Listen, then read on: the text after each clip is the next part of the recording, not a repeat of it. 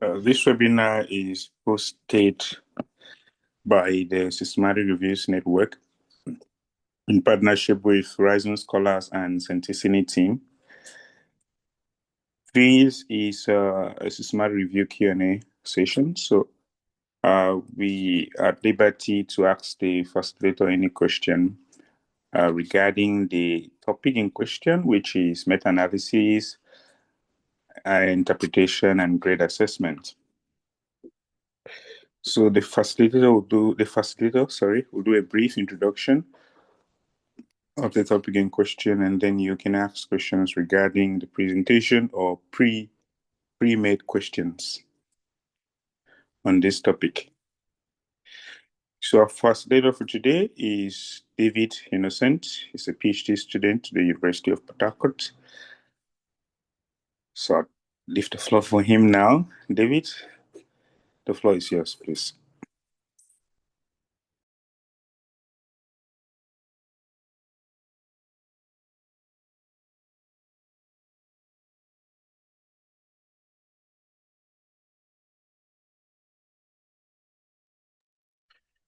Yeah, thank you very much for that brief introduction. So today, it's a pleasure to have each and every one of you here. Today, we'll be doing something very fantastic, and I'm just going to go straight to the point. Pretty sure we've really enjoyed value from the couple of training that the Systematic Review Network has been bringing to our doorstep. That's really massive pleasure and very massive thanks to the organizers. So my name is David. My MS was in epidemiology. I'm a PhD student in epidemiology at the University of Port Harcourt. So today I'm going to be walking you down through meta-analysis, interpretation, and grade assessment.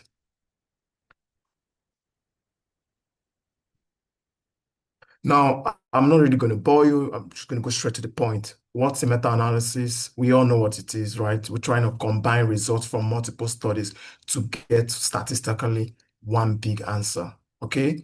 Yeah. Now, this is actually where we really pay a lot of attention to, because when it comes to meta-analysis interpretation, there are certain key terms I would want to explain to each and every one of us today, so that it's going to build around some of the insights you might want to know, questions you might want to ask that is very relevant to how to interpret your meta-analysis. We have what we call the effect size, we have the confidence interval, we have the line of no effect, weighting, the diamond, heterogeneity, model type, funnel and publication bias, and then the grade certainty. Now, these are key information that you would want to get very solid understanding in for you to be able to execute any type of meta-analysis and also interpret proper results. Now, before I actually start, I just want to show us a picture of what the result of a meta-analysis is. I've just painted like 4 pictures right here. First one is a forest plot that is showing the effectiveness of locking fixation techniques in managing humeral fractures compared to other techniques based on an outcome called functional outcome. Now, I don't want you to, I just want you to just have a look at what this looks like, okay? Now, you're also going to see the second one, which is on locking fixation versus other techniques, but now based on complication rates. Now, you look at the third one, which is what? First plot that's showing the pooled prevalence of cardiac dysfunction in children living with HIV in SSA. And the last one here is what? A kind of funnel plot that shows a comparison of iron versus placebo or no treatment, okay? Based on, clinical malaria group that shows presence of anemia. So what I wanted to look at is this visual presentation. This is what the results of a meta-analysis is going to be looking like. And we're going to walk you down through how to interpret all this and also get questions with respect to some kind of conflict or confusion you might be having with respect to how to properly interpret a meta-analysis. Now, also, this last but not least part of this particular session today is something that looks like this, okay? What we call the grade assessment. Whenever you're done with your meta-analysis, be it an RCT-based meta-analysis or a prevalence-based meta-analysis, it's very imperative for you to do a kind of an overall judgment of the certainty of that evidence. All right. Now, On the individual level, you might do what we call a risk of bias if you're doing a systematic review. But now, when we are done with the entire meta-analysis, we need to do what we call what? Grade assessment to be able to know if what our meta-analysis is proposing is in the right direction or there is need for us to do what? Probably build more on that evidence or to do what? To foresee future evidence. And that's what I'm going to be talking about in today's session. And I will also be entertaining questions around that. So these are actually the domains. I'm going to explain that in my next slide. Now, you can remember when I showed you the picture of the meta-analysis forest plot, you might see some stuff like RR, OR, HR, MD, SMD, RD, and all that. Okay.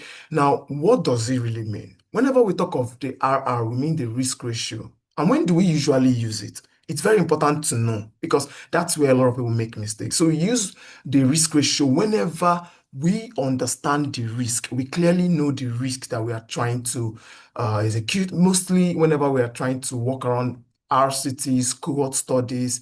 And a very clear example can be what's the risk of malaria after drug use versus no drug use? Now, sometimes when we have observational studies like cross-sectional studies, or maybe probably case control studies, or there's a kind of outcome that is rare that we are trying to ascertain from a particular intervention or control group, we usually use what we call the odds ratio. And I'm going to explain how you can interpret this in the forest plot. So we also have other ones which we call the hazard ratio. We have the mean difference. Usually whenever we are ascertaining continuous outcomes, if it's using the same scale, we use the mean difference. If there are variations in the scale, looking at the research question and what we're extracting from the data extraction, we might want to use the word standardized mean difference. And we also have the Risch difference. Okay, so everything with respect to the effect size is going to be linked to how we can interpret our results very clearly. Now, another thing that you will find out when I showed you the second slide that contains the forest plots and funnel plots and all of that is you would see what we call the confidence interval. So I assume that even if you're in this session for the first time, you've never interpreted the meta-analysis before. What is a confidence interval? Confidence interval is just trying to talk about the true effect. When you shoot a bullet on somebody, now you need to now measure the area where that bullet was likely to touch or where that bullet touched the person. Now, what we are trying to look at the confidence interval, we want to know the range between the farthest to the what? To the lowest. So what we call the upper and lower limit. I'm going to explain all that, right? So let's take, for example, whenever we are looking at ratio measures, I did explain the odds ratio, risk ratio, and hazard ratio. One of the default things you need to know is that whenever it is equal to 1, it means that there is no effect. And that is something that is very key in understanding how to interpret your forest plot in meta-analysis. So whenever the line of no effect is at 1, it means that essentially it's already at 1. But if it's at 1, your confidence interval is lying at 1, then it means that there is no effect. I'm also going to explain wherever it's crossing and also the mean and differences that comes with it. Now, whereas for difference measures, whenever we're doing standard mean difference, risk difference, the line of no effect is usually at 0. Whereas for the ratio measures, the line of no effect is at what? 1. Now, the reason why I'm explaining this is because it is very, very key in our interpretation. It's very important that when you look at the forest plots and you understand some of the parameters that I'm explaining now, it gives you more ease to interpret what? Your results. Now, this is just a slide example. The risk ratio here is 1.0, and looking at the confidence interval, it's from 1.0 to 2.0, right? 1.4 to 2.0. So what it means is that we are confident that this particular outcome, whatever measure this is, it increases based on what? 70%. And it is going to lie from 1.40 to 2.0. That is the range of the what? of how confident we are in this result. So we are predicting it to be at what? 1.0. So it means that the range for us now to make this assumption is that it's lying from 1.40 to what? 2.00. Okay. Now, whether it crosses the line, we're going to explain that using a what? A real-time forest plot. But what we need to understand here now is that whenever you're interpreting your confidence interval, if it's for ratio measures, the line of null effect is at 1. If it's for difference measures, the line of null effect is at 0. Now, this is exactly what I talked about right now. So we're just going to have a clearer understanding looking at this particular study here, where it's showing the forest plot of locking fixation technique. So locking fixation is is an intervention that is used in doing what? Is used in managing humeral fracture. So we want to know if locking fixation is more effective compared to other what techniques. And now when we look at this forest plot here, we'll see that we have what we call the vertical line. That's what this line of null effect. You can see this line here. And being the risk ratio, it's at what? 1. And now when you look at for the mean difference, now let's take a look at this second example, which is a continuous outcome, where we are trying to understand. I'm going to collapse this a bit, where we're trying to understand how locking fixation, reduces or manages humeral fractures compared to other techniques based on functional outcome, which is a continuous outcome. You're going to see that we're looking at standard mean difference as our effect measure, and you see that the line of null effect is at what? 0. That is what? Clear. So it means that other things we need to visualize from this particular forest plot is that you're going to see a line, right? So what this line means is what? It means the confidence interval, right? That's what it means. That's the horizontal line that you see here.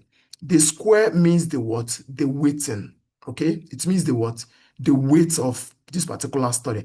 And what you will see is that studies with bigger weights has what? Has more larger square.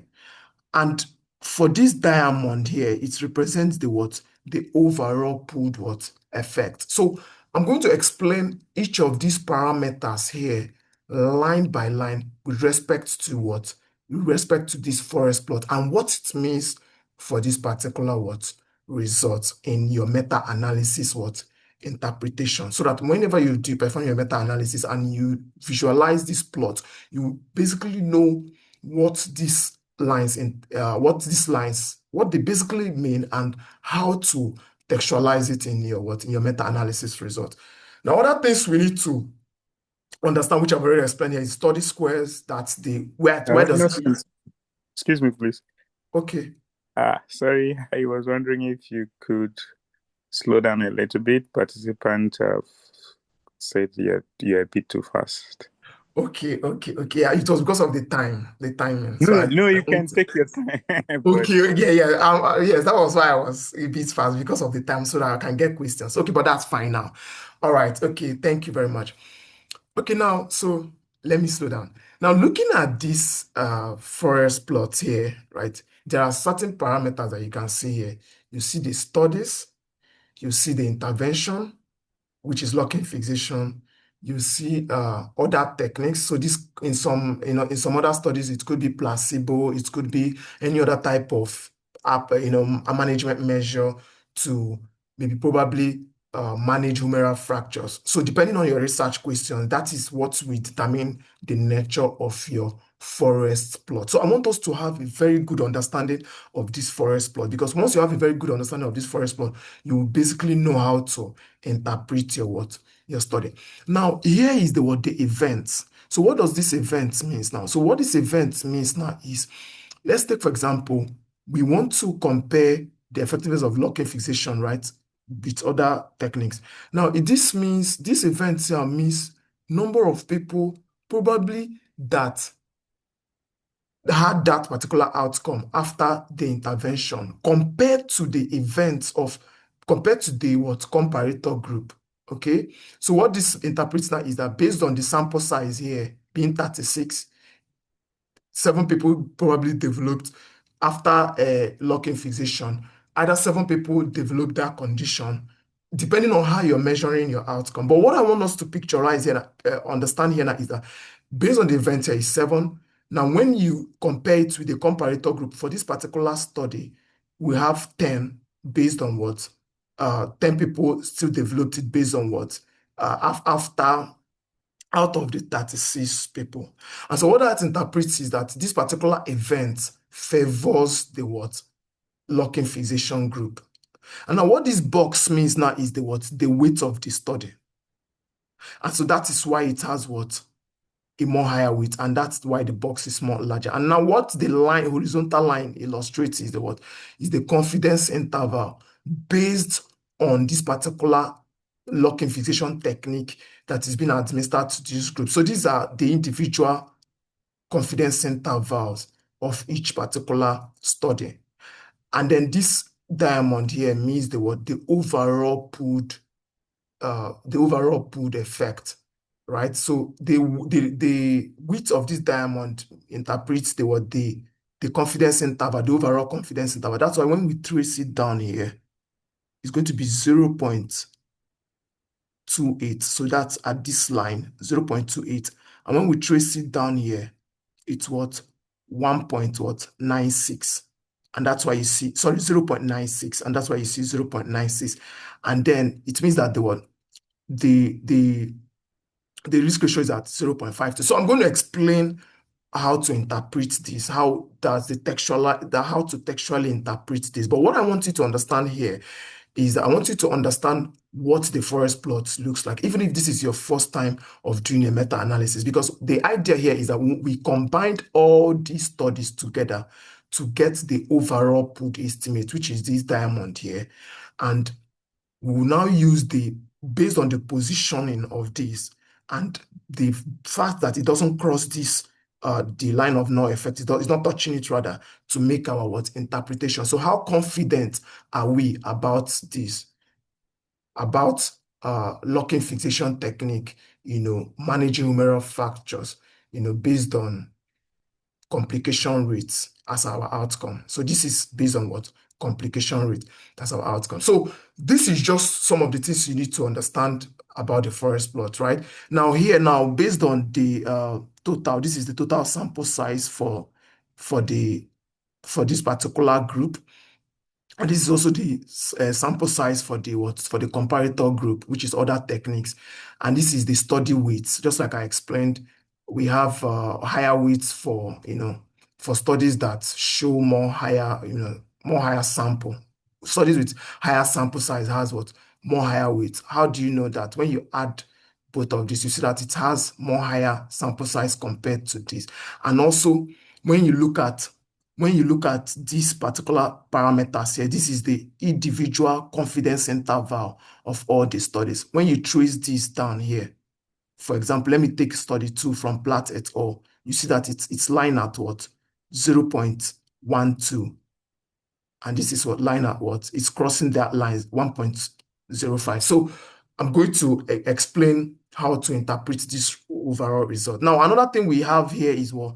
The heterogeneity. I'm going to talk about what tau squared means, how to understand the differences between, that's the in-study differences, which is what tau squared is all about, the chi-square also, and the degree of freedom, then the p-value, the I-squared heterogeneity, what it illustrates, and the test for overall effect. So what we are trying to paint right now is the picture of what a forest plot looks like, and just a kind of slight interpretation of what it's going to be looking like when you start going through the results of your meta-analysis. Now, this is also another forest plot that we have here for another research question that tries to understand the pooled prevalence of cardiac dysfunction among children living with HIV in sub-Saharan Africa. And now, when you look at these particular studies, you see that a total of 20 studies were used, and this is the individual confidence interval of all the studies, showing how much confident are we in the estimates of each of the studies. And this is the distribution of the of the weight across each studies. And another thing that I need to point out here now is the what is I'm going to point out in my next slide is also the effect, the random effect. That's the random and fixed effect measure, how it plays a role in your meta-analysis interpretation, and when you should choose the random and also when you should choose the fixed effect measure. But basically what we are doing here now is just to show you the visual representation of what your meta-analysis is going to look like. In this case, this is more of a meta-analysis of effect of intervention, where we are comparing two intervention.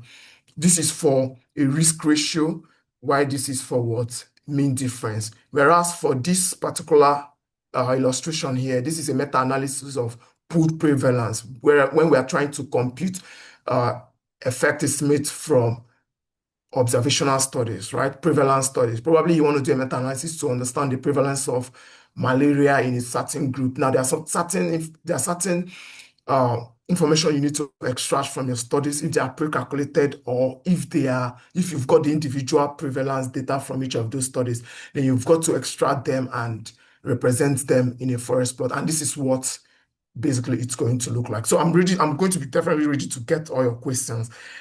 Yeah.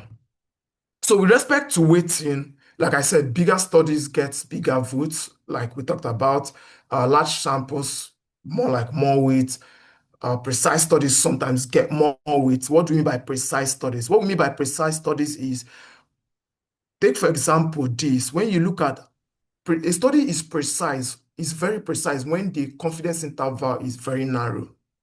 What do we mean by that? Let's say, for example, now, if you look at these studies here now, this confidence interval is more narrow compared to this one, which is wide. So this study is less precise compared to this particular study. So the more narrower the confidence interval, the more precise the evidence means. It means that we can actually point to where we know, we can actually estimate where the true effect lies. All right. So that is what we mean by what? Precision. So whenever the studies are more precise, there are tendencies for it to have what? More weight. And when the studies have, less samples, tendencies for it to have what? Less weight. So this is actually fluctuate based on the effects model that you choose, where if you're using a random effect, most times the weightings of the studies is usually distributed. Okay. So all these are just the terminologies. Don't worry, in some of my explanations, interpretation, you will get to nail and understand how to interpret it much more proper. Now, one of the tools we use in doing a meta-analysis is we have the review manager, and we have R software, we have SPSS and all of them. And if you're somebody that uses RevMan, which is one of the tools I use, is mostly one of the tools by Cochrane, you find out that before you perform your meta-analysis, you need to choose your effect measure, right? You need to choose your effect model rather. And we have the fixed and the random effect. And one of the mistakes a lot of people make in meta-analysis is that they usually believe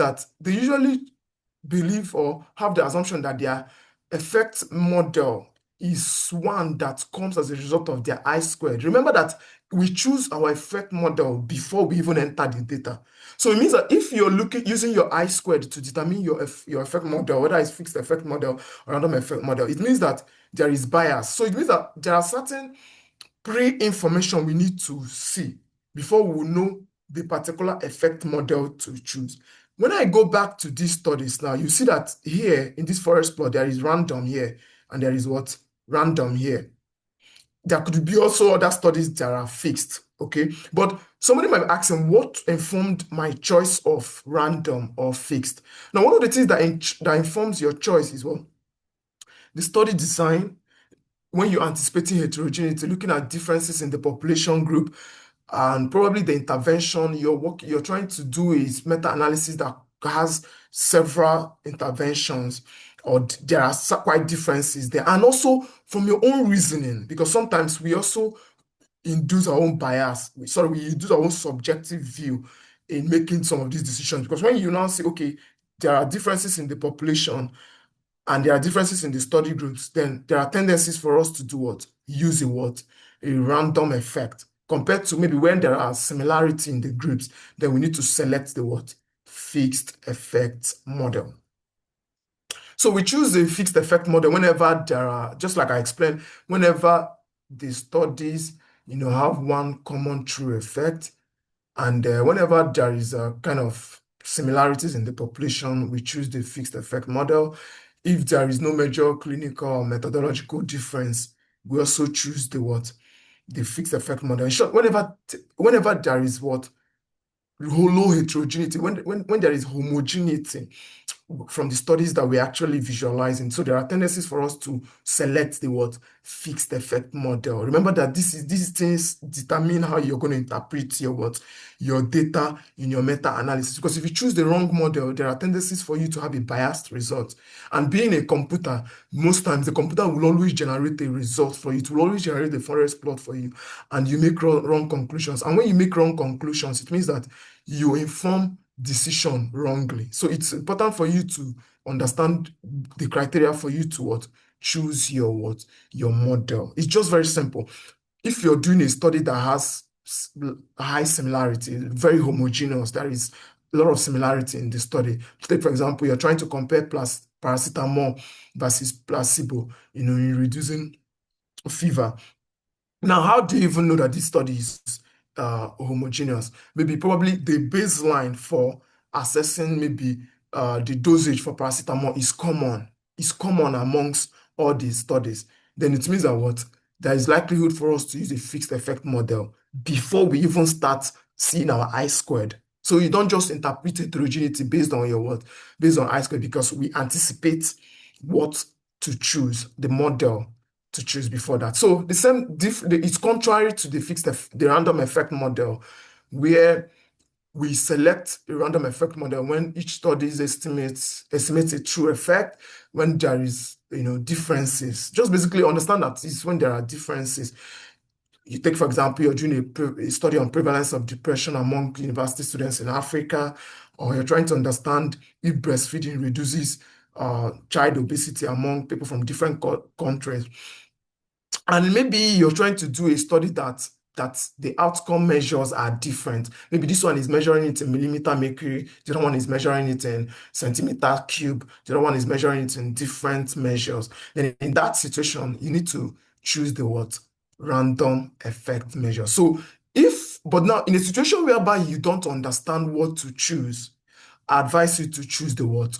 Random effect model. Do you hear me? So anytime you're trying to perform a meta-analysis and you're not really clear about the particular effect model to choose, it's appropriate for you to choose the what? Random effect model. Now, remember, we are explaining all the terminologies before we now start before I now show us a clear explanation of one forest plot and funnel plot, and also a grade assessment, right? So heterogeneity is something we saw in the forest plot that I explained initially. And how do we interpret heterogeneity? So it's very simple. Heterogeneity is just what are the differences between each of those studies? Maybe, for example, we have 20 studies in our meta-analysis, because the more studies we have, the more it's likely to inform the quality of evidence, right? The more studies we are adding to our meta-analysis pool, the more likely for us to improve the level of evidence, because basically more sample will give us more clarity, right? Than when we have fewer samples, maybe there are tendencies for us to be biased because we're not really looking at a very broader population. But then the more between all these studies, it's very important for us to know how different are these studies? And that is what we call the I squared. Now, how do we interpret the I squared? At the end of the day, when I show a meta-analysis result, our I squared, if it is between 0 to 25, it is low. If it is between 25 to 50%, it is what? It is moderate. And if it is between 50 to 75%, it's substantially what? Heterogeneous and high. And if it's above 75%, it's what? Very, very high. So what the I squared tries to interpret is what? The differences between the study. Now for tau squared, we are trying to now understand the in-between study variance. Right now, let's look at it from this point now. Now, when you look at study A and study B, how do they vary How do study A vary with study B? And this interpretation is very, very key whenever we are doing our subgroup analysis, or, in as much as we also interpret it in our in our normal forest plot, right, of our meta-analysis. But many times it's a very key interpretation whenever we are doing subgroup analysis among specific groups. So we need to also understand the differences between the individual studies now, not contrary to the heterogeneity where we're trying to understand from study one to the lowest study to now know how do they vary. But now we're for the tau squared, we're trying to know the difference in between study variances to know how they vary from each other. And now for the chi-square, which is the Q-test, which you're also going to see in your meta-analysis forest plot, we want to understand the test if there are differences. If we want to understand if the tests, right, if they are different, or if there is kind of, if the test, we want to understand the tests, right, if differences are more expected by chance between them. So, and how sensitive are they to the sample size? So the clarity for your chi-squared is most times if you're doing your interpretation, your meta-analysis interpretation, when you're textualizing it, you've generated your forest plot, you've done your data extraction, enter the study into your maybe Revman or any statistical tool you're doing, and now you want to now interpret it. Now, we want to actually understand how sensitive this particular, that particular test is to the sample size of the study. So, like I said, we're going to explain it textually in our interpretation, then I'll also get questions. So what are actually some of the differences, just like I showed for the I-squared? For the I-squared, this is the rating, 0 to 25, low heterogeneity, 25 to 50, moderate, 50 to 75, substantial. If it's greater than 75%, then it's quite high. Now, for the tau squared, one of the things I want to really let you know is that there is no really any rating for it, because it depends on the effect size. But the reason why I actually put this here now is because if you're doing a kind of an absolute variance study, right? Maybe you're trying to understand your effect measure is the risk difference. How would you interpret your tau squared, the in-between studies, if you perform a subgroup analysis there? If it's at 0, it means that there is no real difference between those studies. If it's at 0.1 to 0.10, then it means that there is low variance. If it's at 0.10 to 0.50, moderate variance. If it's at 0.50 to 1.0, then it's showing a high variance. And if it's at 1.0 and above, it's showing what? A very high variance. Now, you can actually look at this forest plot now to see some of the things I illustrated now. Here now, the tau squared is what? 0.00. So it means that the in-between study variance amongst this study is what? Is very, very, very, very low. And it is confirmed based on the heterogeneity, showing that what? There is significant what? Like the studies are not really what? Heterogeneous. They are not what? Heterogeneous. And that's why the p-value is what? 0.50. So when it means that it is not statistically heterogeneous, it means that what the p-value for the heterogeneity is what is greater than 0.05. So it means that what there is no significant heterogeneity. It means that the studies are what together. So now you can also confirm that with with this particular study here. You see that the tau squared in between study variance is not significant, and when you look at the chi-squared 2.97, which is very, very okay. And now you look at the heterogeneity, I-squared is at 0%. So it means that what? There is no significant heterogeneity between the studies. So it means that there is something common among those particular studies. And it means significantly, as much as we use the random effect, this study shows what? Very what? It shows significant, it shows that there is no significant heterogeneity, and it is something that is very substantial in us making conclusions based on this what? Meta-analysis. Now, so I'm going to actually interpret this particular meta-analysis right here, and it's quite very clear here. Now, what are we looking at in this particular meta-analysis? this forest plot, for example. Now, some of the things we need to look at here now is that we've entered our studies. So it means that for you to do a meta-analysis, you need at least 2 studies, right, and above to do your meta-analysis. And here we have what? 4 studies. And here we have evidence for what? For locking fixation. We've entered all the mean, right? The mean from each of those studies.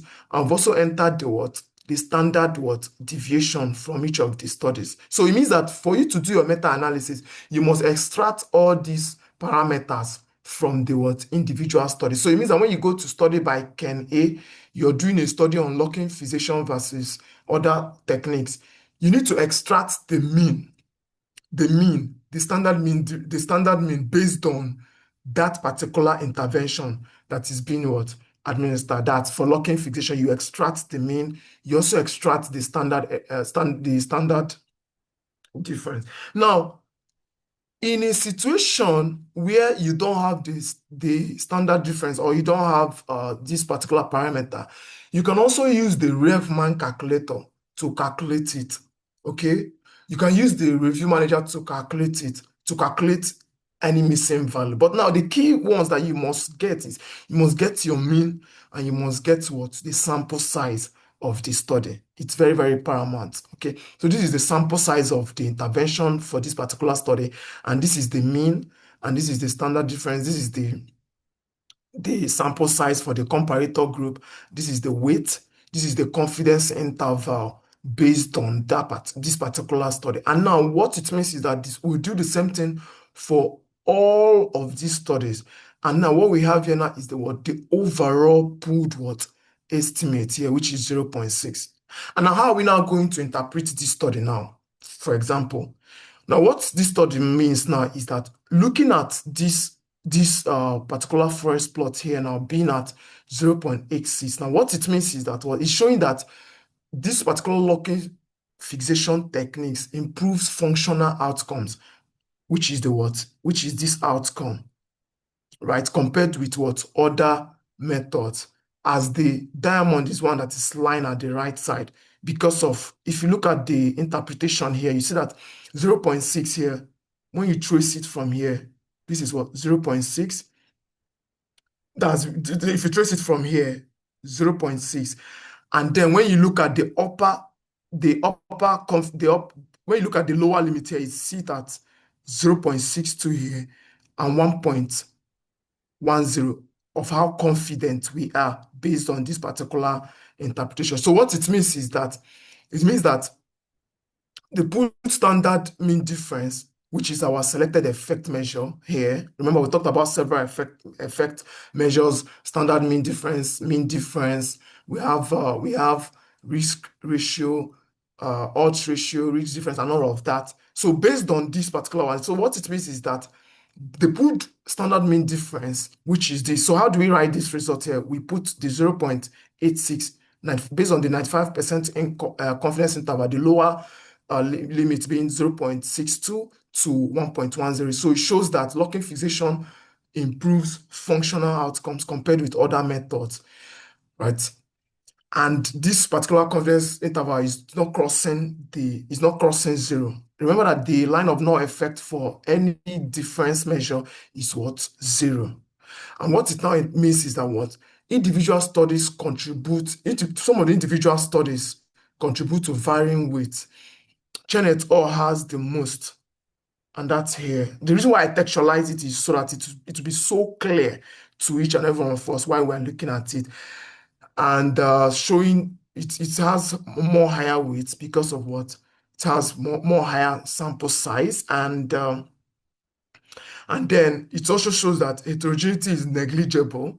So we can overlook that, means that there is no heterogeneity, which is tau squared is at 0, chi-squared 2.97, which we interpreted. P-value, it's not significant. So whenever the p-value is greater than 0.05, what it means is that it's not significant, and it's something that is clearly showed in this study. But if this diamond crosses this line, it is not going to be it's going to be very sorry.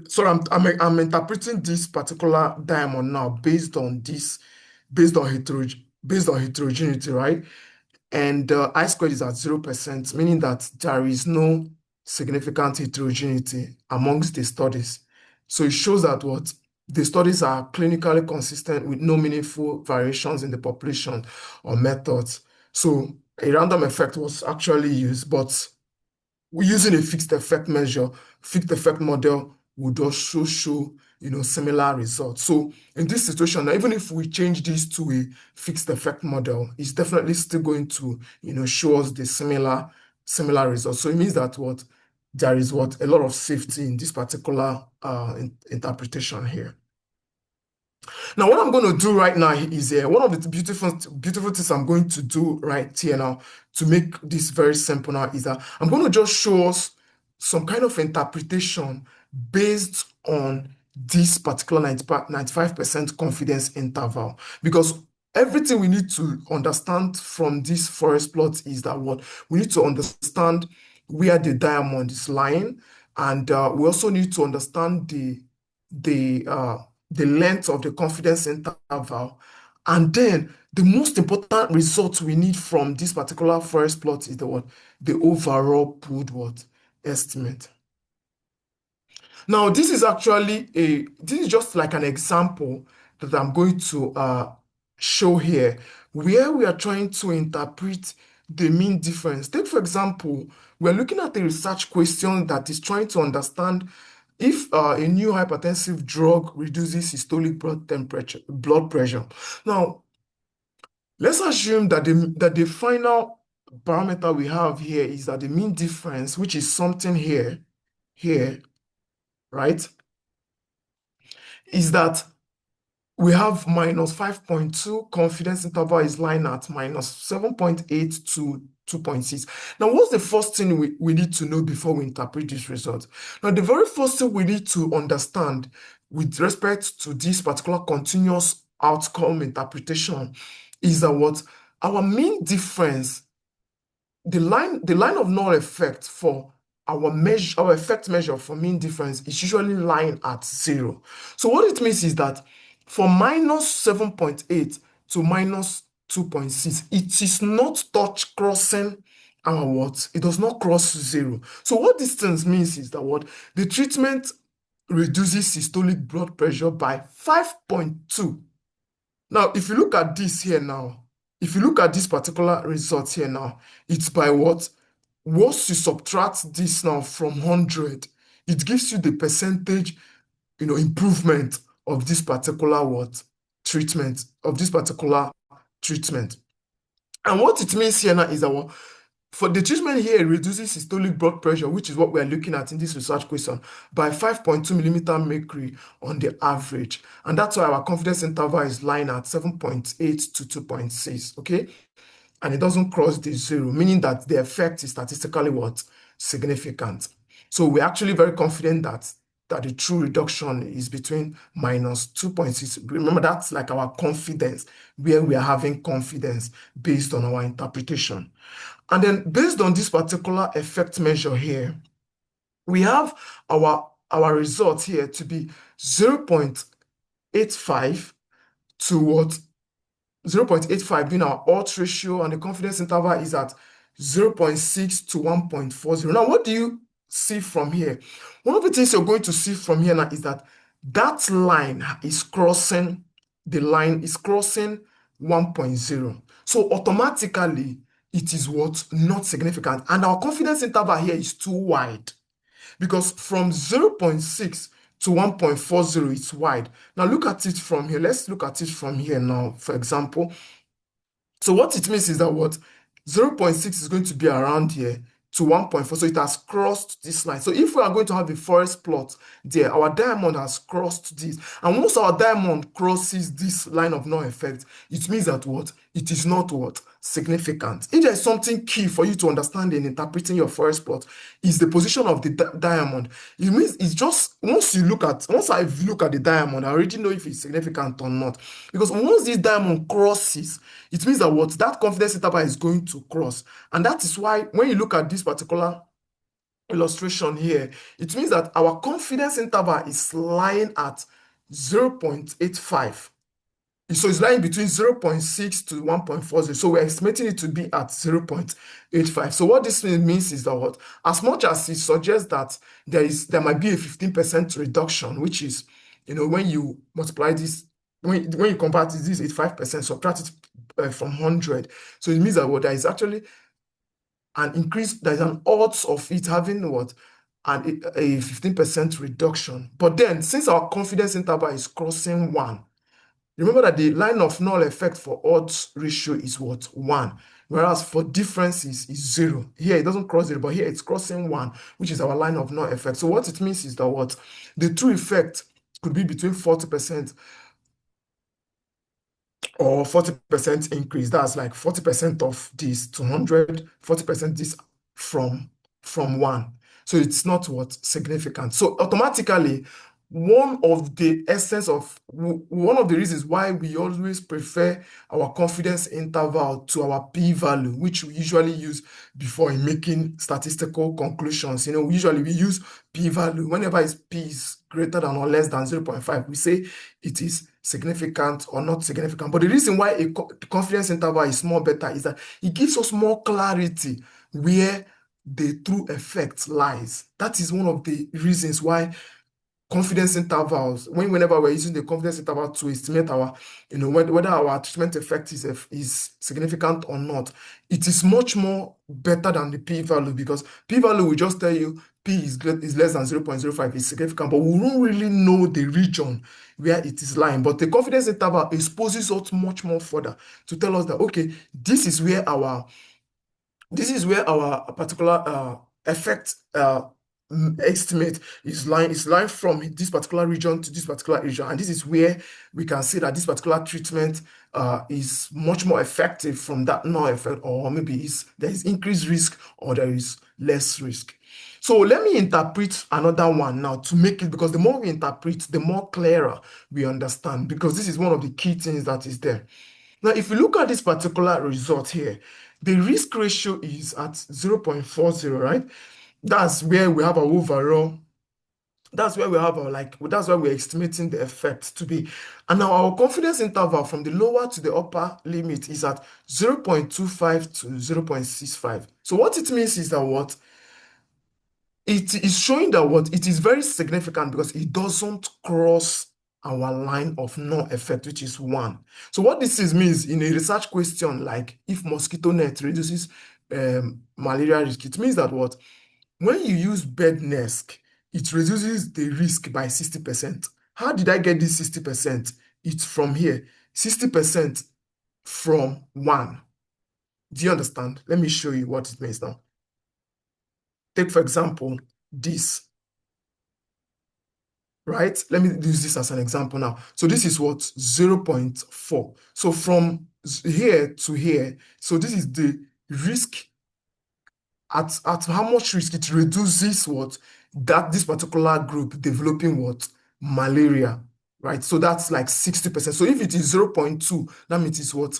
80%. If it's 0.1, it's what? 90%. But if it crosses here, let's say it's at 2, you can say, okay, it is increasing it by how much it is away from the line of null effect. So we make our conclusions based on that distance from the line of null effect. Now, whereas in terms of precision, to check precision now is now based on how wide is this particular limit, lower limit, from the upper limit. So based on this, if we're looking at these two studies here, you can see that this one is more precise than this, because this one is more wider. From 0.60 to 1.40 is more wider. So as much as it's not significant, it's what? It's not precise compared to this, which is what? 0.25 to 0.65. Remember, this is very important when we're going to be doing our grade assessment, when I'm going to be explaining our grade certainty assessment. So our confidence interval, like I'll reiterate again, if we're trying to interpret this result, our risk ratio of 0.40, having our upper limit at 0.25 to 0.65 means that what? It means that using bed nets reduces malaria risk by what? 60%. So it's favoring those of them in the what? intervention group. So it's usually going to be at the left side of our what? Of our forest plot. And now if we want to now interpret that's how the region of our risk, right? That's where we'll now use this. So it's now between 35% to what? 75%. And but we can actually precisely look at it at what? 0.4, which is what? 60 what? Percent. So that is a strong, it shows a strong what? Protective effect. So that means it really favors what? This particular what? Intervention. Okay. All right. So now this next one is based on what?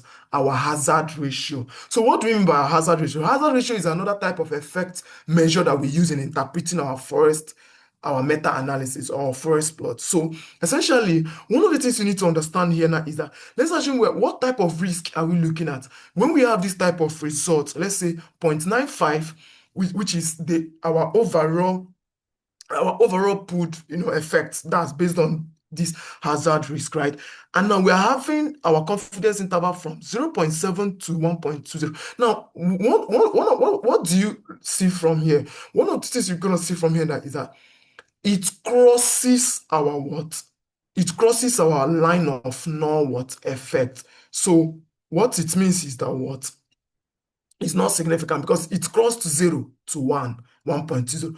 It already crossed it. So immediately it crosses, it means that particular intervention, it's not what significant. So depending on your nature of your research question, that is what is going to point how you interpret your study. Okay, so I just really want us to really understand how to interpret our meta-analysis, even if it is your first time. So the key things to look out for is what? The diamond. And this thing, yeah, even without seeing the diamond, from this particular parameter here, you would know where your diamond is. And from here, I can clearly tell you that the diamond is crossing the line of no effect for hazard ratio. Remember, for hazard ratio, the line of no effect is starting at 1.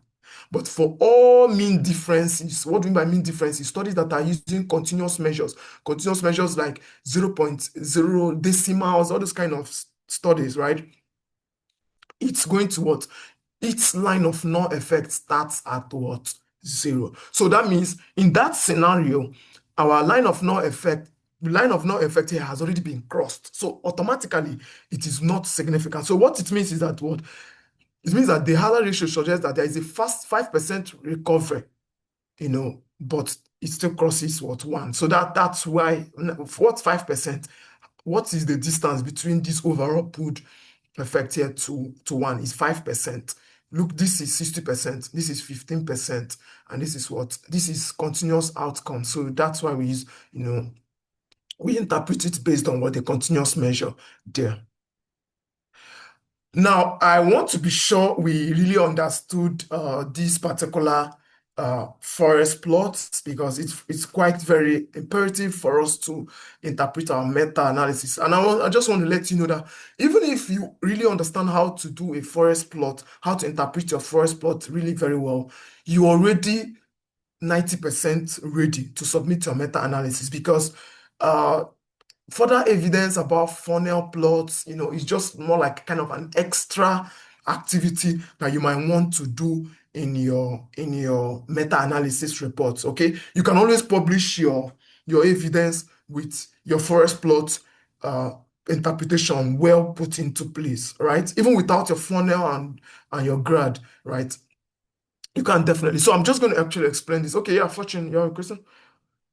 Yeah, no, not a question. Please, I want to apologize to the participants who might have to spill over by your time a little bit because we had initially scheduled for an hour, but might have to spill over. Innocent, could you please let me know how many more minutes that we Okay, I'm just need? going to maybe just give me 20 minutes so that they can ask questions as much as possible. Okay, the 20 minutes including the questions. Oh, okay, 30 including the question. Okay, no problem. But the other suggestion would be we could, after your lecture, because this is very, very enriching and I wouldn't want to miss any part of it.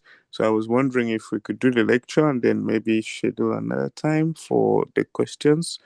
Okay. Because yes, I imagine there'll be lots of questions and we may not be able to squeeze it in within the time that we have. Okay.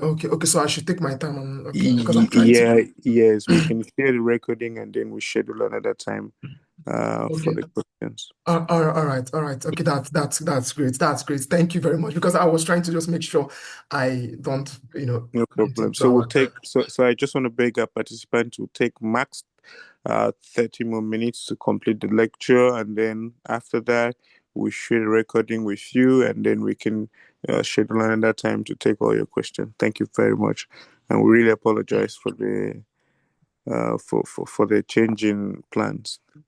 So please go Okay. ahead, Innocent. All right. Okay. Thank you very much. Okay. So, yes. So before I go to the funnel plot, I want to actually let us know that for you to do your meta-analysis, right? For you to interpret your meta-analysis, you need to understand very well how to, basically textualize your evidence from your from your forest plot, because your forest plot carries the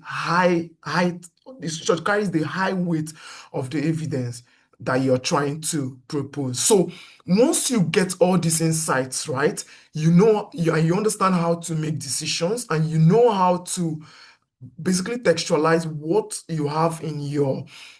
you've generated from your statistical software, then it's going to actually give you a lot of leverage. It's going to give you a lot of confidence, and it's definitely going to improve the quality of your manuscript. So remember, for mean difference, it's at 1. It's at 0. That's where we have a line of null effect. For our odds ratio, our line of null effect, it's basically at 1. Any ratio measure that you're trying to understand, you're using as the basis of your effect measure, it has to be at 1. Okay. So, and also, if you now, once you've actually understood how to interpret that, then basically you're really good to go. So I'm going to explain the funnel plot. Then I'm going to also come back and give kind of I'm also going to highlight more on other insights you need to understand when you're getting started with your meta-analysis interpretation. Now, when we talk about funnel plots, right? Now, the right title for me to use here, I might say publication bias. Now, let's look at it from this point. Before you start your studies, your systematic review, okay? A lot of people here are conducting their systematic review. Now, there's something most of us are always there's some things a lot of people do, and which is, well, you can actually tell the reviewers, or the people, or the particular guideline that you're following. So I usually put it this way: you're talking to your guidelines, your Prisma guidelines. So you can tell your guidelines that, okay, you're including studies that are published in English. All right. Now I'm going to give you a very beautiful explanation of this funnel plot, so that you can have whichever funnel plot you see, you will know how to interpret it upon visualization. So what am I trying to say? Maybe you're telling the reviewers, or your Prisma guidelines, or whatever checklist that you're using, that you're only including studies that are published in English. Now, what does that mean? What it means is that there are tendencies for you to overlook some publications. Now, this is just a common example a lot of people would know. Now, why we are doing including studies in our meta-analysis, we likely there are likelihood that we are overlooking other studies that might also contribute. In short, by default, when you're doing any systematic review, your argument is usually that, to the best of your knowledge, these are the studies that you found. But then there are still other studies that are missing. Now, some of these studies might be unpublished studies. They might be studies that are maybe studies that are currently undergoing peer review, or studies that have been accepted now, but they are not in your study. So what do you need to understand from this picture now? Because I want to make it very easy for even somebody that has not done a funnel plot before in your meta-analysis. What you need to understand is that what we use a funnel plot to do, particularly in what we call publication bias, is that we want to use, it's just like a picture that we want to use to check if there is publication bias maybe in the meta-analysis that we've presented. Remember that I said that when you do your meta-analysis, maybe you only have forest plots in your results and you submit. Yes, the reviewer might accept. In short, there has been countless of peer-reviewed meta-analysis that a lot of people have done. There is no funnel plot inside of it. But if you're a researcher and you're accounting for bias in publication using this particular funnel plot, which I'm going to explain now, it gives your review more quality. Because the idea behind us doing a meta-analysis is that we want to make sure that our studies has as much quality as possible. So that is where publication bias comes in. So what publication bias now means that we're only including only positive results. Maybe probably it means only positive results that have got published. Probably you only included the studies that you found. Or while you're selecting your studies, there are some kind of bias amongst the people that are conducting the study. Maybe two people, because usually a systematic review, a standard systematic review is usually performed at least by two people. You understand, based on the guidelines. So it means that while you people are selecting the studies, you know, the studies you guys are including are just okay. Yeah, well, let's include this, let's include this, let's include. So there are tendencies for us to miss out on studies. So that is what a funnel plot is trying to account for. We want to know the unknown, if at all. Was there less bias in terms of our representation of studies? That is just what I want you to know. What this points out is that if you look at this funnel plot now, let's say we have 1, 2, 3, 4, 5, 6, 7 studies now. How are these studies represented on the funnel plot? So we want to now use it to know if there is what less bias or if there is bias. And that is what evidence from this funnel plot is all about. So we also have other means which we use in testing publication bias, Edgar's test, but I won't really be going so much into that, just to keep it concise. But with what I'm going to explain from this funnel plot, we'll now know when we generate our funnel plot. Maybe I might just show us, using Revman, how to generate your funnel plot, and how to now know if there is evidence of publication bias or not. Okay, that is just all it is. I'm going to reiterate again. Even if it's your first time to interpret a meta-analysis, what the funnel plot tries to show, visualize to us is when we look at it with the way these points, let me just call it dots, these points are scattered here now. It's going to show us from visualizing the way these dots are being positioned, is there bias? Now, when we look at this line here, I'm also going to interpret this line. Is there significant study precision? Remember, compared to our forest plot, where we are looking at the upper limit and the lower limit of our confidence interval to understand if it's wide. Let's say we have 0.1 here and we have 3.0 as our upper limit, maybe 0.1 lower limit or confidence interval and 3.1 upper limit, then that means it's wide. So it means that it's not precise. But if we have 0.1 and we have 0.3 as our upper limit, then that means it is what? It is very less precise. And that particular study is going to give us a very what? Quality. It's going to inform our evidence, even during our grade certainty. So what are we trying to talk about here now is that publication bias means, is it negative, or is there no effect, or is the studies hidden? So I'm going to show several examples here, just like I did for the forest plot, and then we'll get to digest essentially what I talked about. So that's what the forest funnel plot is going to help us detect. Now, this is actually an example of a funnel plot between a study on iron versus placebo. This is a study. The outcome here is want to know if there is the outcome of malaria, clinical malaria, right? And if there is presence of anemia in that particular group. So just basically just look at this from an outcome of clinical malaria when we are trying to compare, iron, people that are taking iron versus another group that is not taking what? Maybe iron, maybe probably taking placebo. Let me put it this way, iron supplementation group versus placebo group, that are taking a particular outcome. I want to know if there is presence of probably malaria or can use clinical anemia. Now, this is what we generated from the study as our funnel plot. Now, this is what is going to inform us. Is there evidence of publication bias, like I talked about in my first slide, where I said that publication bias could be informed based on the type of studies we selected. Probably we selected studies that had more, maybe probably we felt that these studies are going to give us the result.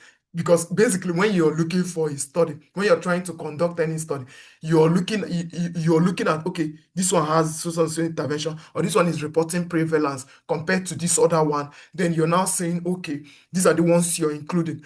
And there are still tendencies for you to miss out on studies that were not published. Now, what this whole plot now is going to tell us now is that, is there evidence of publication bias in representing iron supplementation versus placebo based on maybe presence of anemia as our outcome or clinical malaria? So this is just like an example that I'm just giving. So what does this funnel plot structure mean before I interpret this study now, so that you can go home and interpret as many funnel plots as possible? Now, essentially, what this funnel plot structure means is that it has two axes. If you look at this funnel plot here, all the funnel plot you're going to generate, whether using R software or using Revman software or using any type of statistical package for your meta-analysis, is definitely going to have two axes, which is what the x-axis, which is here, and there's going to have the y-axis, which is what the precision of the what of the study. Now, how do we now interpret it? Now, remember, on the x-axis, that is where we have all our effect estimates. Now, remember that in our forest plot previously, when we talked about our forest plot, when we showed, the several effect measure, when I was looking at the interpretation, we have our line of null effect for risk ratio. We have our line of null effect for standard mean difference and all of them, right? So the same thing actually applies here. This line here is our line of null effect, and it's going to play a very key role in understanding if there is asymmetry, what I'm going to be using as asymmetry, or if it's what symmetrical, if there is evidence of asymmetry or not. Let me just put it that way, based on how the studies are lying, so that you can easily visualize your funnel plot and now know that, okay, yeah, truly, this study, this particular evidence or this particular meta-analysis has publication what? There is evidence of publication bias or not, right? So this baseline here, as usual, is our what effect measures. So what do we mean by effect measures? Risk ratio, odds ratio, if there is increased odds, depending on the type of outcome or the study design that you're using, it's going to inform your effect measure. So immediately you're done generating your forest plot, once you click on the Revman area there, you still have where you can generate your funnel plot. But I want us to really understand this. Now, if it is so left, right? If it is so left, it means what? There is what? Small what? Effect. Now, this is an interpretation now based on what? Our effect measure. Now, let's assume that we are only seeing our funnel plots now, and probably we want to use it to understand our effect measure based on how these studies are scattered here, right? So if those studies are actually scattered on the left, right, it means what? Small effect. If it's on the right, it means what? There is what? Significant effect, big effect of that particular what? Intervention. And when you visualize this now, you see that what? It's on the right. So that means what? There is significant what? Effect. Remember, I've not yet talked about the publication bias now, right? But this is just based on what? Our effect, so that we will just get all the insights we need to get from funnel plot. A lot of people just look at funnel plot from judging it based on publication bias, but we still need to know that we can also understand our study precision, just like we do with our forest plot, and also how the magnitude of our effect. Although here we just want to know the magnitude of the effect based on our what? Funnel plot. And now, if it is high up, right, it shows that what is more precise. And if it is what? Less down, it shows that what? There is what? It is what? Less precise. Now, this is the cutoff point now. Let's take it from here. Now you see from here that what it is high up. There is a lot of them up here. So it means that a lot of these point estimate of these studies. So it means that there is more precise estimates. Now, if we go and look at standard, the standard,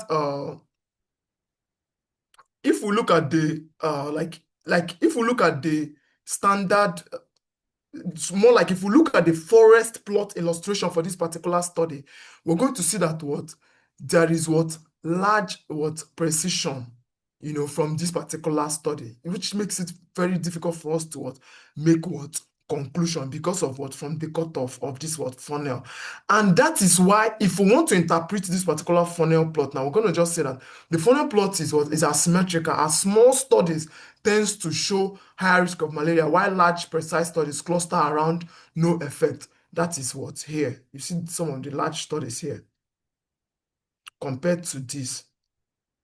Right? So what it means is there is evidence of publication bias. So don't worry, for publication bias, I'm going to show us with other several examples of how to know, particularly when it's asymmetry, given how the points these individual studies are being scattered.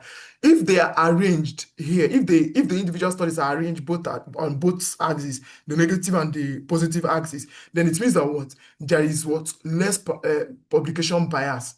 Right? It means that there is less publication bias because of how, and of course it's definitely it might show evidence of precision. It might show more precision or less, but that's like more explanation that I'm giving. But what key points do you need to know now is just how these studies are scattered, right? And it's not concisely arranged. So from your own layman's visualization of this, you see that there is evidence of publication bias. But if these points are actually arranged more symmetrical, is if it's more symmetrical, by being symmetrical now, you see that all these points now are arranged here, like we have 8 dots here, 8 dots here. I'm going to show you an example of that. Then it's it shows that there is no publication bias. It means that when the authors who are selecting the studies had appropriate representation of both of several study types, okay? Because basically what this is showing is that we have more positive studies lying on one side, right? And again, you see that some of these big studies are crossing this line of no effect. That's these red lines that you're seeing here. So it means that from this interpretation, there is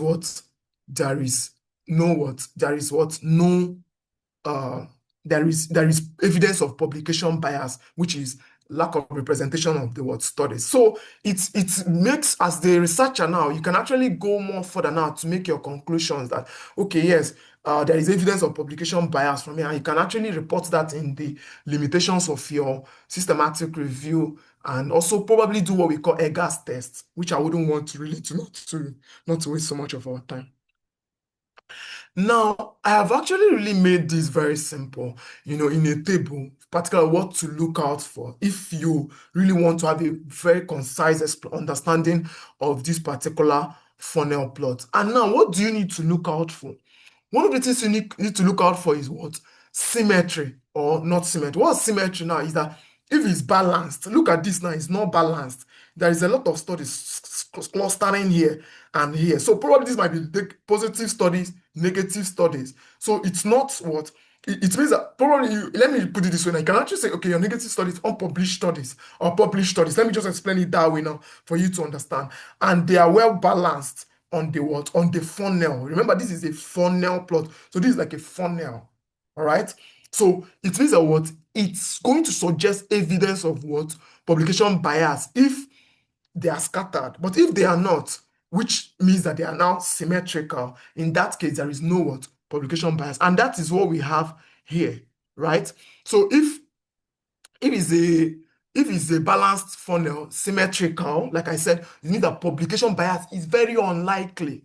So somebody might ask, how do I get this publication bias? It's when you've done your meta-analysis, when you've queued in your studies, right? Whenever you're queuing in your study, let's take, for example, in RevMan, there are some places where it will ask you, is it published? Is it unpublished? I might just run an example here so that we will really get, very maximum understanding of all these insights that I've shared here, really.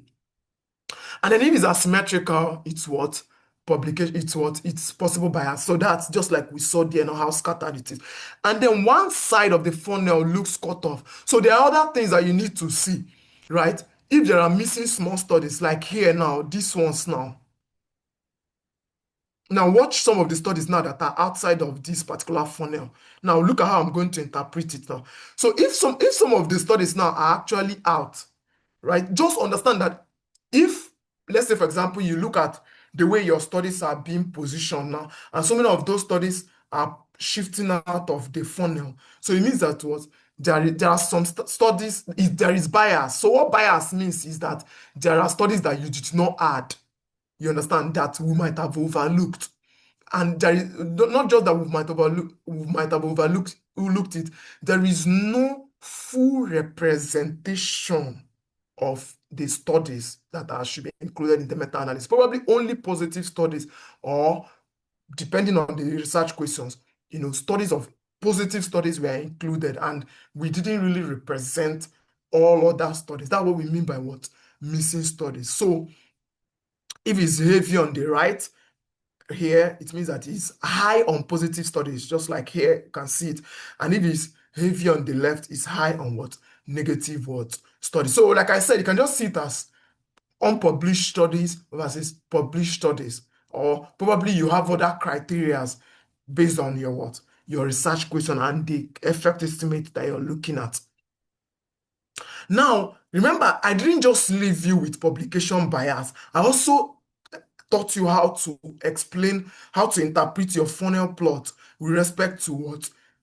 Precision, right? With respect to precision. So if they are if we have big studies, most of them are at the top, right?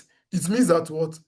That means there is what? That top is actually showing maybe cluster of near true effects, right? Compared to the bottom, where it's maybe more small studies, it's showing maybe less effect, just like we have here now, when we cut it off.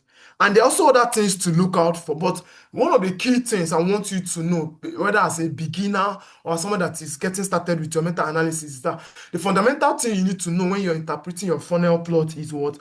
You need to look at with the symmetry. The symmetry and the distribution of the studies. You need to know your what? The effect what? Estimate. You look at this one now, it's at 0.8 to 0.2. You look at how large some of these are. That's why it's what? Large precise studies. So look at where this one is now. 0.8. Look at this one. This should be around 0.1 something or 0.1 something. So you see that what? Precision is what? Very large, and it's scattered. So it means that it's not precise for us to make our conclusion. So that is just what I want us to understand. Now, when you look at how scattered it is, you look at, we have a lot of studies more on this side, and there's a lot of studies are crossing the line of no effect. So it means that there is what? There is no, it means that what? There is what? Asymmetry. And that's evidence of what? Publication bias. So it means that you now need to notify and textualize it in your conclusion. And yeah, basically, that's a very massive evidence for you. So the same thing applies to the direction. That's basically me reiterating my point. Now, I'm going to explain the grade assessment, and then after okay. Yeah, Innocent, sir. We have 4 minutes left, so I don't know if you could wrap up, please. Okay, all right. So I'm going to quickly explain the grade assessment. Now, when we talk about grade assessment, we're talking about understanding the overall, quality, more like the overall. We want to ascertain the overall quality. Let's use that word that way now. The overall quality of what?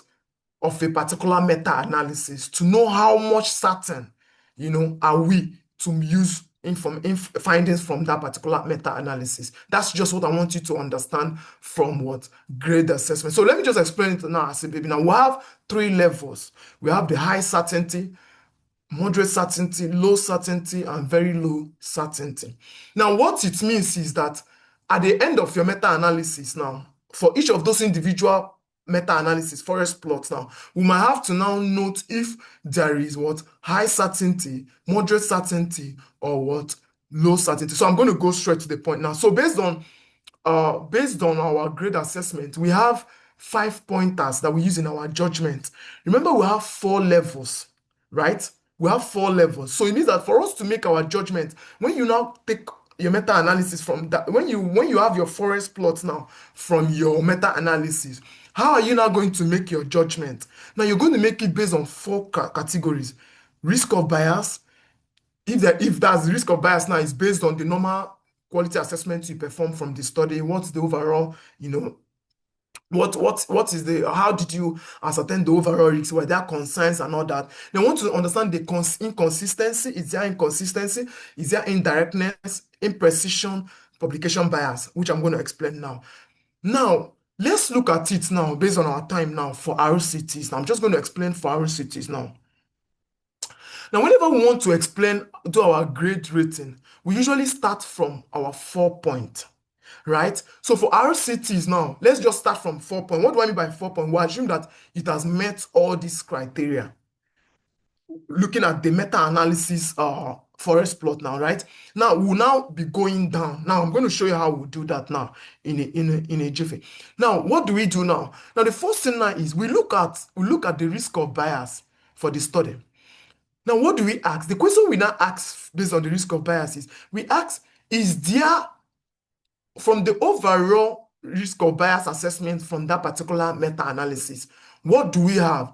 If it is consistent, if there is no concern, or maybe probably there is proper randomization of the studies, or allocation consumer, all the domains, particularly if you're familiar with using your Cochrane risk of bias tool for your meta-analysis or for your risk of bias assessment, all those domains. And at the end of the day, from your overall rating, there is low concerns. It means that what you're not going to downgrade it, you leave it. Now we check for inconsistency between the studies. Now, how do we check for that? Now, probably we'll look at how our confidence interval has been presented. We'll look at the significant differences. We'll look at the tau squared. We'll look at all those things. And if there is inconsistencies between those individual studies, we'll do what? If there is no inconsistency, we drop it by what? If there is no inconsistency, we don't downgrade it.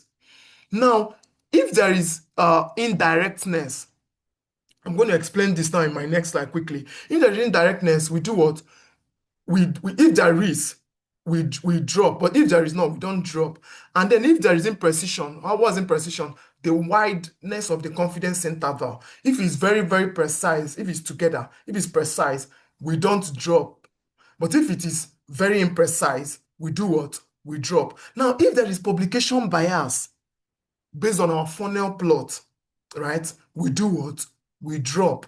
Now, it is now based on our scaling of all this. Remember, is what that will now determine our final point.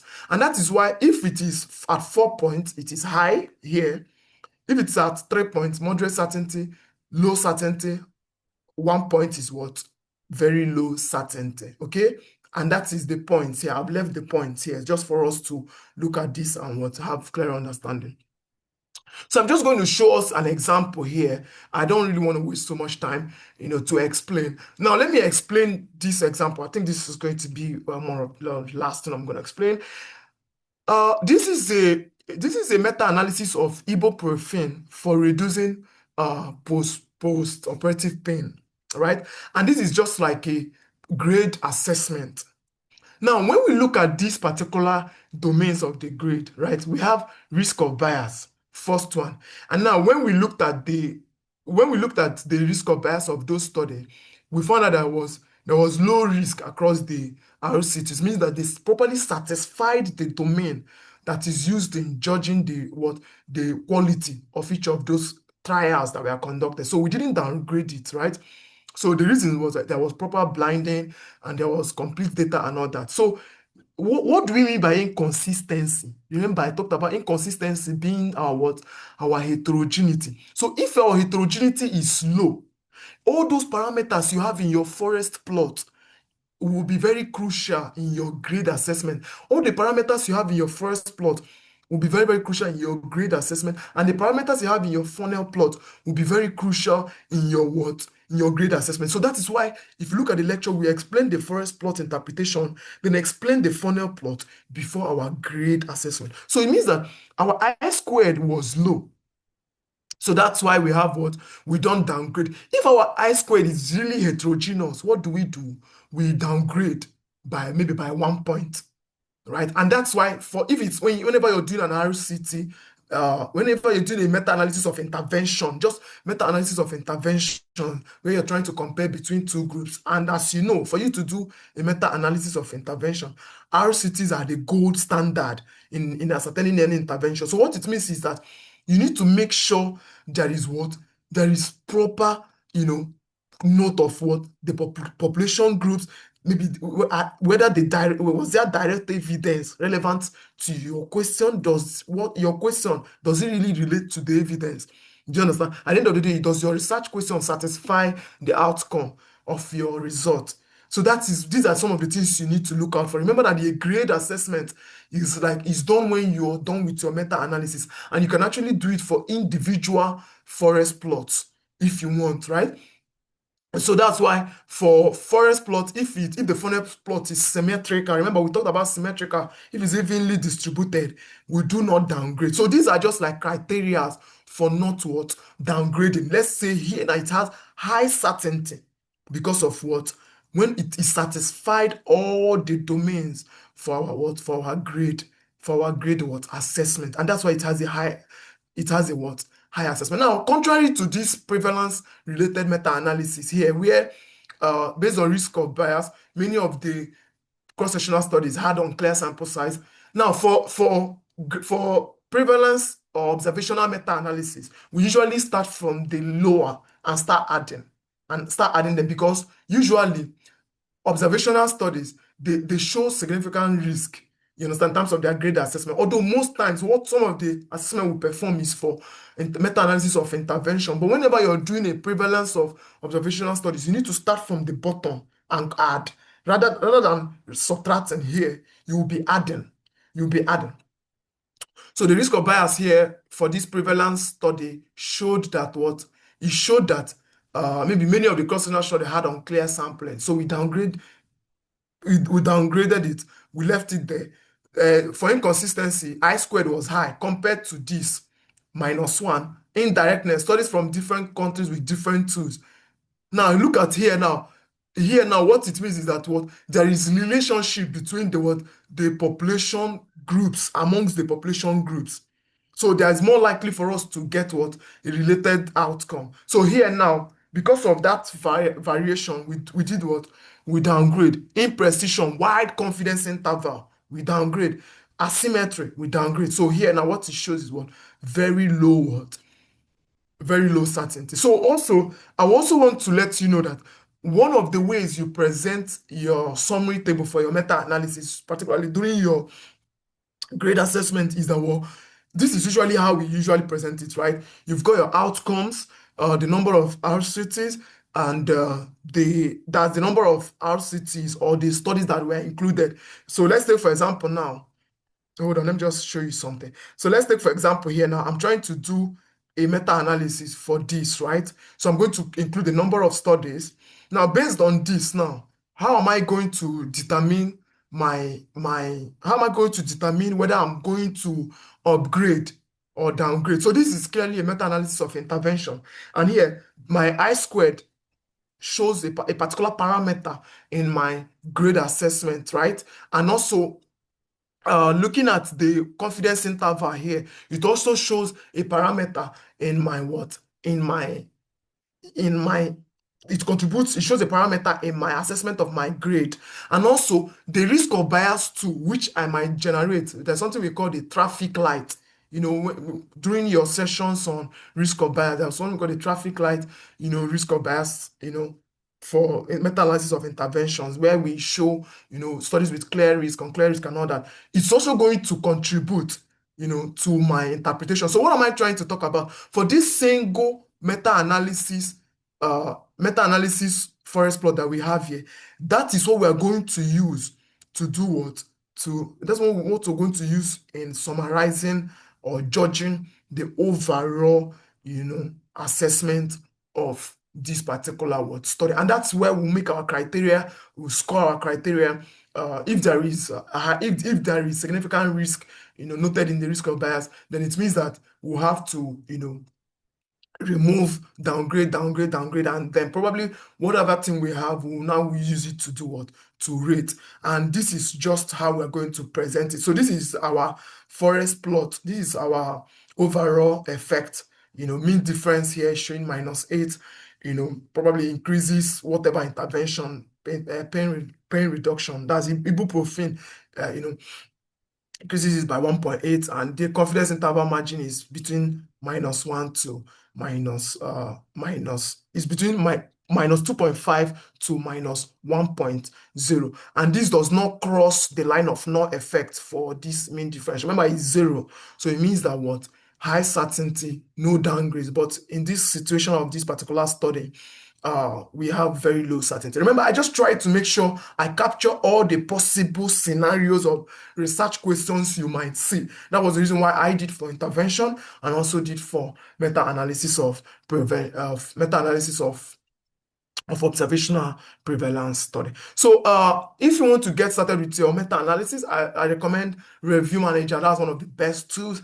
It helps you, to do perform your meta-analysis and also get the relevant, data more quickly and more concise, because this tool was built by Cochrane specifically for meta-analysis, and it's really, really a very recommended tool for aspiring researchers who want to perform, their systematic review and meta-analysis. So these are just like the steps. I think that's the last thing.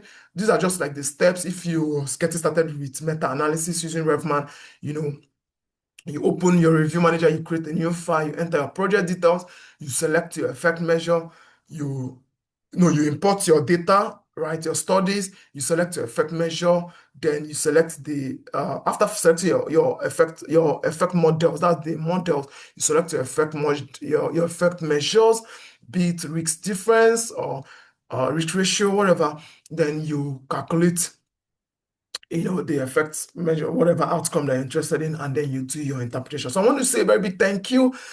I just tried to cover all this, and I believe when we have our question and answer sessions, it's going to make it more elaborate to us, to understand and also ask several questions, specific questions.